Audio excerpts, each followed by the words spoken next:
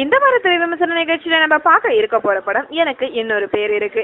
GV Prakash எனக்கு இன்னொரு பேர் இருக்கு என்று தன்னோட முதல் படத்தோட ஹிட் கூட்டணியான இயக்குனர் சாம் ஆண்டனுடன் கைகோத்து பிரம்மாண்ட தயாரிப்பு நிறுவனமான லைகாவுடன் டீம் அமைத்துள்ளார். இந்த படம் இன்று உலகம் முழுவதும் பல திரையரங்குகள்ல வெளியாகி உள்ளது. ஜிவி திரைப்பயணத்திலே இதுதான் அதிகம். ராயபுரத்திலே வெயிட்டின் நைனா நாற்காலி தான். அந்த நைனா நாற்காலிக்கு போட்டி போட்டு ஏற்கனவே நைனா நாற்காலியில இருப்பவர்களை ஸ்கெட்ச் போட்டு தூக்குகிறது சரவணன், விவிடி கணேஷ், மொட்டை ராஜேந்தர் குரூப். இதுல சரவணன் நைனாவாக மற்ற இருவருக்கும் கோபம் வருகிறது.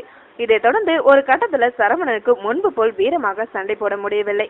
இதனால் தன் மகள் ஆனந்தியை திருமணம் செய்ய வேண்டும், அதே சமயம் ராயபுரத்தை கண்ட்ரோல் செய்ய வேண்டும் என்பதற்காக அடுத்த நைனா யார் என்று தேடுதல் நடக்கிறது.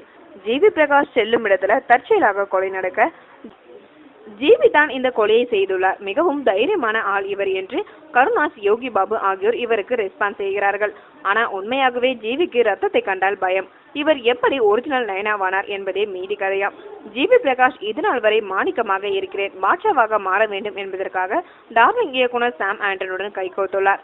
ஆரம்பத்துல ஜாலியாக அப்படியே த்ரிஷா இல்லைனா நயன்தாரா கதாபாத்திரம் தான். காதல் தோல்வி, பெண்களை திட்டுவது என இருந்தாலும் ஒரு கட்டத்துல கதையை உணர்ந்து நடிக்க தொடங்கும் இடத்துல ஒரு முழுநூல கமர்ஷியல் நாயகன் ஆகிவிட்டார் ஜிவி. படத்துல பல கதாபாத்திரங்கள் அது மிகவும் ரசிக்கப்படுவது கருணாஸ், யோகி பாபு, விவிடி கணேஷ். கருணாஸ் பாகுபலி கலையகன் மொழி பேசி அதற்கு விளக்கம் கூறும் இடங்கள் ஷபாஷ். அதே போல யோகி பாபு, விஜய், அஜித், தனுஷ் என யாரையும் விட்டு வைக்கவில்லை. அனைவரோட வசனங்களையும் பேசி கலக்கிவிட்டார். இன்றைய ட்ரெண்ட் இளைஞர்கள் பயன்படுத்தும் வசனங்களை வைத்து காட்சிகள் அமைத்திருப்பது படத்தோட பலம்.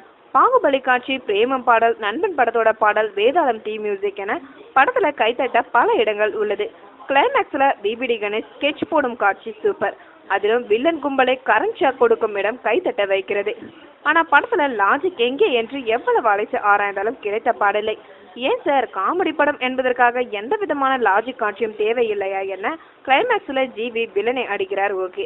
அதற்காக அத்தனை பயந்து சுபாவம் கொண்டவர் ஒரே செகண்ட்ல வீரமாக மாற முடியுமா?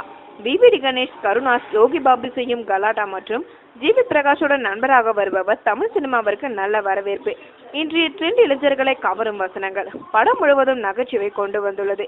மொத்தத்துல எனக்கு இன்னொரு பேர் இருக்கு மாஸ் வசனத்தை வைத்து காமெடி கலாட்டா செய்து தப்பித்து விட்டார்கள். மேலும் சினிமா செய்திகளை தொடர்பு கொள்ள லைக் மற்றும் சப்ஸ்கிரைப் செய்யவும்.